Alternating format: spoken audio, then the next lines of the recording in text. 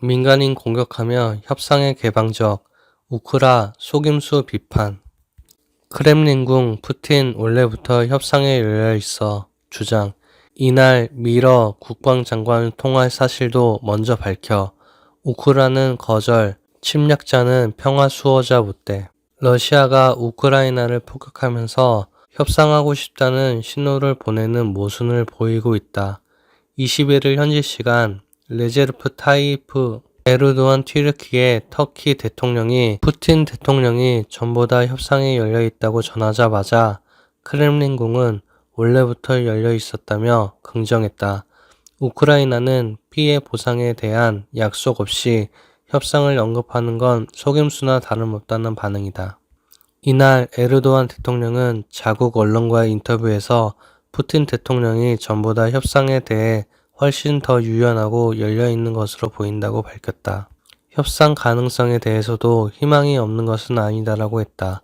에르도안 대통령은 지난 13일 카자흐스탄 아스타나에서 열린 아시아 상호 조치 및 신뢰 구축 회의 정상회담에서 푸틴 대통령을 만나 양자회담을 가졌다. 이 같은 보도가 나오자 크렘린궁도 기다렸다는 듯이 푸틴 대통령은 협상에 대해 처음부터 열려 있었다고 밝혔다. 드미트리 페트로코프 크렘린궁 대변인은 이날 기자회견에서 이렇게 말하며 푸틴 대통령은 러시아와 우크라이나 간 협상 문서가 거의 협의됐을 때 협상에서 열려 있었고 지금도 변하지 않았지만 우크라이나의 입장이 바뀌었다고 주장했다. 러시아는 이날 자국과 미국 국방장관이 통화를 했다는 사실도 이례적으로 먼저 공개했다. 러시아 국방부는 성명을 내고 세르게이 쇼이구 장관이 로이드 오스틴 미국 국방장관과 통화했다며 우크라이나 상황을 포함해 국제안보 문제들에 대해 논의했다고 언급했다. 자세한 내용은 밝히지 않았다.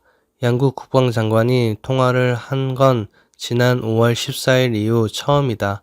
당시엔 미 국방부가 먼저 통화 사실을 밝히며 러시아의 즉각적인 휴전을 촉구했다고 했지만 별다른 성과는 없었다. 전쟁 승리로 끝내려고 협상 제안.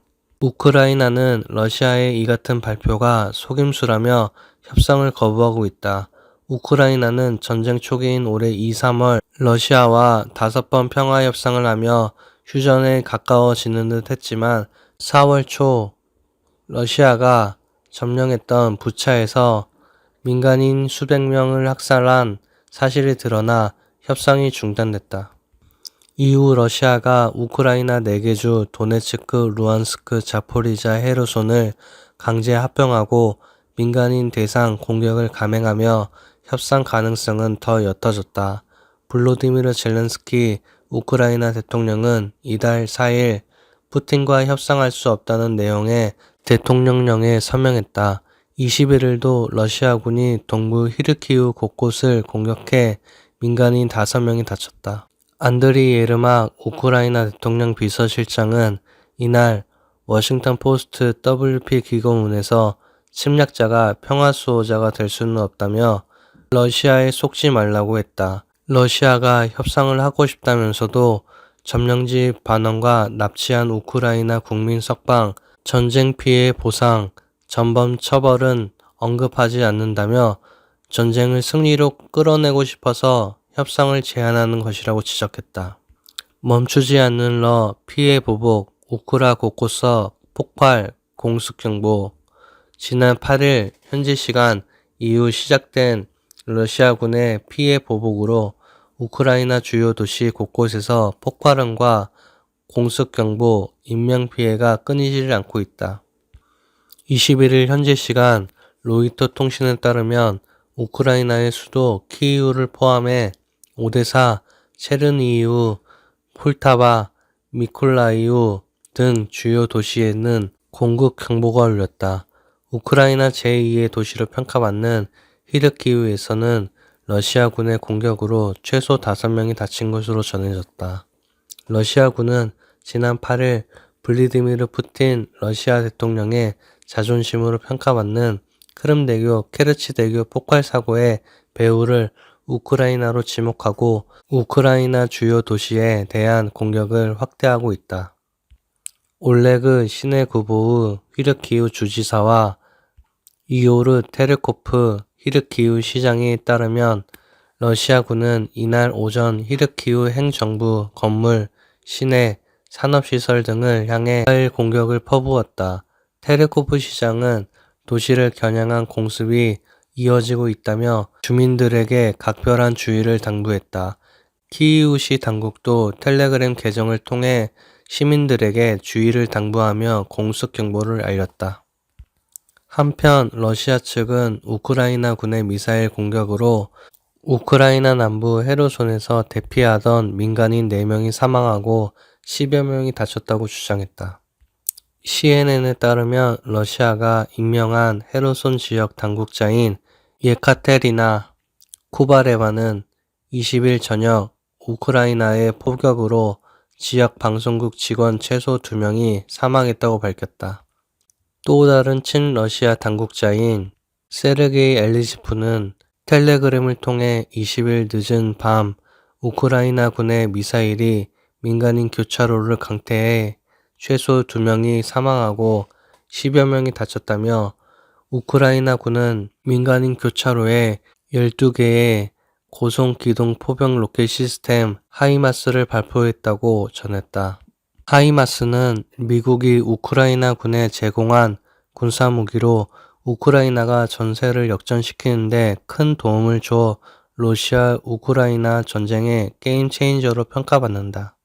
중 무료통일 노고라에 미 대만과 무기 공동 생산 추진, 중국이 이르면 올해 안에 대만을 침공할 수 있다는 관측이 미국에서 제기된 가운데 조 바이든 행정부가 대만과 휴대용 방공 시스템, 탄약 등을 함께 만드는 방안을 협의하기 시작했다는 해외 언론의 보도가 나왔다. 일본 니혼 게이자의 니케이는 20일 미국 정부 소식통의 말을 인용해 미국 광산업체 기술로 대만에서 무기를 만들거나 대만산 부품을 미국으로 가져와 생산하는 방안 등이 거론되고 있다고 전했다. 이에 대해 베단트 파델 미 국무부 수석 부대변인은 정례 브리핑에서 바이든 행정부가 대만과 무기 공동 생산을 검토하느냐는 질문에 구체적인 언급은 하지 않겠다며 즉답을 피하면서도 신속한 무기 제공이 대만 안보에 불가결하다고 말했다. 미 국가안보회의 NSC도 미국은 1979년 제정된 대만 관계법에 따라 앞으로도 대만이 자체 방어를 할 수 있는 무기와 서비스를 제공할 것이라고 강조했다. 미국이 국도 통일을 일구려는 중국의 대만 침공 위협에 맞서 대만 방어용 무기 공급 의지를 천명한 것으로 풀이된다. 그동안 미국은 첨단 무기 정보가 중국으로 넘어갈 수 있다는 이유로 대만과 군사 기술 공유를 꺼렸다. 그런데 지난 8일 낸시 펠로시 미 하원의장의 방문 후 중국의 무력 시위가 석 달째 이어지자 생각이 바뀐 것으로 보인다. 토니 블링컨 미 국무장관은 지난 17일 중국이 상당히 빠른 시일 내에 대만과의 재통일을 목표로 하고 있다고 지적했다. 같은 날 홍콩 일간 사우스 차이나 포스트는 마이클 길데이 미국 해군 참모총장은 전날 미 싱크탱크 애틀랜틱 카운슬 토론회에서 지난 20년 동안 중국인은 우리 예상보다 더 빨리 모든 일을 이행해 왔다면서 2027년이 중국의 대만 침공 우려로 위험하다고 생각하지만 나는 올해나 내년도 배제할 수 없다고 본다고 말했다. 2027년은 중국의 인민해방군 창설 100주년인 해다. 앞서 중국은 그 해까지 전투력을 현대화한다는 목표를 내건 바 있다. 시진핑 주석은 지난 16일 20차 당대회 개막 업무 보고에서 대만 통일을 중화민족 부흥을 위한 조건으로 내걸었다. 시 주석은 대만 통일은 반드시 실현될 것이라며 무력 사용을 배제하지 않겠다고 강조했다. 미국 내에서는 중국이 인민해방군 창설 100주년이 되는 2027년까지 대만과 전쟁 준비를 마칠 것으로 전망한다. 하지만 일반적으로 백악관이 무기 매각을 승인한 뒤 실제로 제품을 인도하기까지 길게는 10년이 걸린 데다 현 방식으로는 2027년까지 대만군 전력을 개선하기가 사실상 불가능하다는 관측이 우세하다. 여기에 러시아와 맞서 싸우는 우크라이나 지원으로 미국은 현재 주요 무기들의 재고가 바닥이 난 상태다. 앞서 마크 칸시안 미 전략국제문제연구소 CSIS 선임 고문은 지난달 스팅어 지대공 미사일과 고속기동 포병 로켓 시스템 하이마스-2 많이 부족하다며 이 둘은 대만 국방부가 자체 방어를 위해 애타게 원하는 무기들이라고 말했다.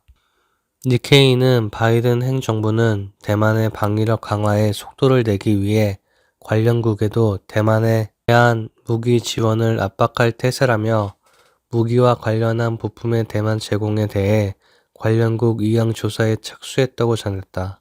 그러나 대만에 무기를 제공하면 중국이 거세게 반발할 공산이 크기 때문에 유럽과 아시아의 관련국이 대만 지원에 선뜻 나서기는 쉽지 않을 것으로 보인다.